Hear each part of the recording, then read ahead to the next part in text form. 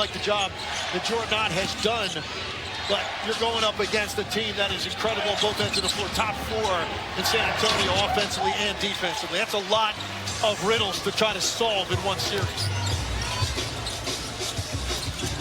Denver leading by 15, trying to win its 12th straight game. The last loss came March 18th at Memphis. Johnson goes under the bucket and scores. And a timeout. If it is Lakers-Houston, no Doncic, no Reeves, at least to start the series. A lot on the shoulders of LeBron James. Potentially a LeBron James, Kevin Durant matchup. And, you know, what LeBron would have to do offensively. It's almost unfair to ask of a guy 41 years old, even though he's still capable some nights of doing that. It would be so much on his shoulders offensively. And then you would just have to come up with a game plan to try to figure out a way to make Houston play to their weaknesses, which is their three-point shooting. Harper gets deep, count the basket, and one. Dylan Harper with 8 points. Second foul on Roddy. You know, in the last time out, you saw Mitch Johnson really animated with Dylan Harper as he was walking off the court, and I think he was really telling him, like, let's go, be more aggressive. And that's really what he's done all year. Not so much tonight, pretty quiet, but comes out of the timeout and immediately goes into attack mode. And what a year he has had. What a weapon that they have acquired. It's really incredible if you think. You add Wembanyama, we all kind of knew what that was going to be. But then the home runs they've hit with Stephon Castle and now Dylan Harper in their backcourt. The general manager, Brian Wright, has done a tremendous job here with talent acquisition. Greg Popovich before, and now Mitch Johnson and the staff done a great job developing that talent. A bucketeer for Pickett and a foul. And I can tell you right now, like, in my opinion, Dylan Harper's going to be a star in this league. Not a lot of guys come into the league and get a lot of playing time on a team that's competing for a championship. So he's 22 minutes a night. You know, you think if Dylan Harper ended up on a lottery team in this league, like a lot of guys do when you pick that high, and he had the ball in his hip from day one as a starting point guard, there's no doubt in my mind he'd be putting up the kind of numbers that would also have him in that Rookie of the Year conversation. Because it's been a tremendous race between Flagg and Knippel, and I'm really curious to see how it plays out. I haven't decided yet where That's I'm a voting tough there. one. That might be the toughest one of all. But you're right about Harper. If he's on a different team, as you see Mitch Johnson on the left side of your screen, what you were talking about, clearly motioning to Dylan Harper to get going. And that's rare, because that's one of the things that Mitch Johnson has loved about him all year, was just his maturity, the way that he understands the game, the way he processes situations. It's an and-one fest now in San Antonio. That's the third in a row. And Johnson gets his turn at the line. He's such a unique player because, you know, he really has the size of a wing, a 2-3, but he plays a lot like a 4, even though he can step out and shoot threes. He is so physical around the rim and so good at using his body to create those gaps that he can get shots off around the paint, even though he's undersized. He's the longest tenured Spur. He's in his 7th season. The Spurs have not been to the postseason since 2019. Najee gets to the bucket and flips it up and in off the glass. Well, they've done a nice job in this game of whenever they've gotten a mismatch in the paint, they have found a bigger body, and it's led to something really good for Denver, because San Antonio, with all kinds of switching going on out there with a smaller lineup. Harper again looking to attack, gives it up to Barnes. Barnes lost the handle, got bumped. Shot clock at 2. Barnes switches to the left hand. Johnson missed the putback. And the defensive rebound tracked down by Curtis Jones, but a turnover.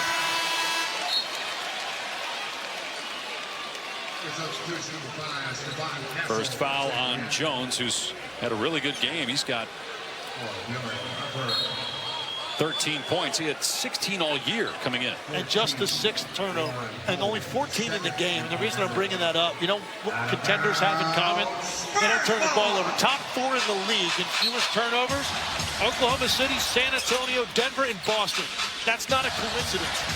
4 NBA title contenders. Take care of the basketball, and you don't lead to your own self-destruction. Maybe the top four as Vassell's way off. Plus, Denver has 24 assists against those 6 turnovers. Roddy just bullies his way down the middle of the paint. Nobody stepping in front of him to draw a charge. That's a choice you have to make. That's a real good decision to not get in front of him. I think if you get in front of Roddy on a drive, you might be picking up body parts for a while. Johnson, corner 3, swishes through. Down to 12 again at the 2-minute mark in the third. Well, their offense has played much better, but they still can't quite solve Denver's offense on this end of the floor. Even though you can see they've picked up their pressure, they're extending it out. This is more the type of pressure defense you've seen out of San Antonio this season. Strother was well defended by Bryant. Pickett can't answer from 3. Bryant with the rebound. Bryant bursts into the lane, blocked by Holmes, kept alive for Castle. His three is good.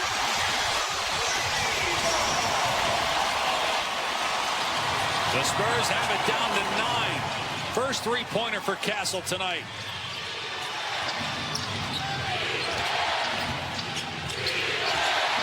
Pickett got deep and then got a little airspace from Barnes. Count the basket. There was a foul.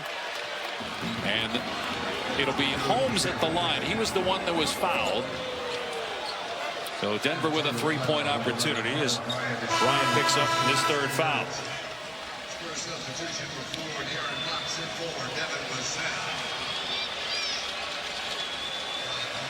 Deron Holmes, who missed all of last year with an Achilles injury.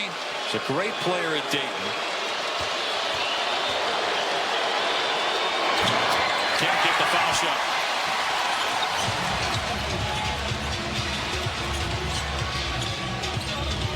Well, since that conversation, even though Dylan Harper's on the bench, that Mitch Johnson have with him, it looks like the energy is back for the Spurs. Johnson with a great spin. Holmes recovers to block it. Kept alive for Castle. Back-to-back threes for Castle. The energy in the building is back too. And how important that is going to be for Castle going forward, and particularly once you get into the postseason and teams can make decisions on who they're going to leave. He has dramatically improved his accuracy from deep. 28% last year, 33% this year, but 40% since Feb 1. Pickett nodding his head. A confident response after he comes back and knocks down a triple. Well, and it's just so important against a guy like Castle to get back to that shooting because he's so good attacking closeout defenders that if you're just a little bit more of a threat from out there, it's going to create some driving opportunities. 4-second difference in the clocks. Castle gives it up. Corner 3. Barnes back. San Antonio catching fire late in the third. Down to 8 with 5 seconds to go in the quarter. Pickett with 2. And a foul called with .5. It's on Castle. 3 free throws coming up. Second on Castle.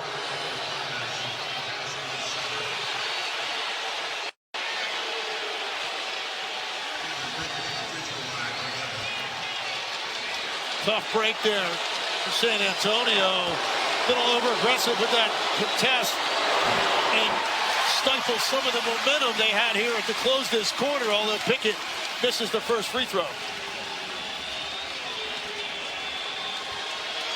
Pickett, 3rd year in the NBA out of Penn State.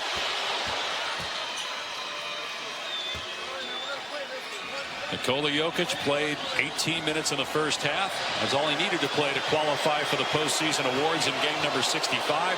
The other 4 normal starters, Tim Hardaway, their top bench player, all not playing tonight for Denver. Yet a 10-point lead as the third quarter comes to an end.